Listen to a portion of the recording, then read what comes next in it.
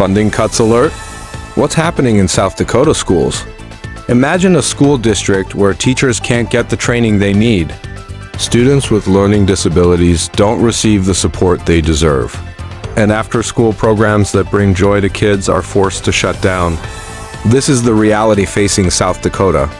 Schools after a staggering $25.8 million in federal funding was withheld. The impact is far-reaching, affecting not just students but also teachers and the community. From educator training to student enrichment programs, the cuts are leaving schools scrambling to find alternative solutions. But what's the bigger picture? What does this mean for the future of education in South Dakota and potentially beyond? Stay informed about the issues that matter in education.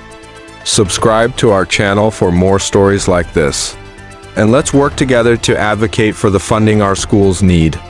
Share your thoughts in the comments below.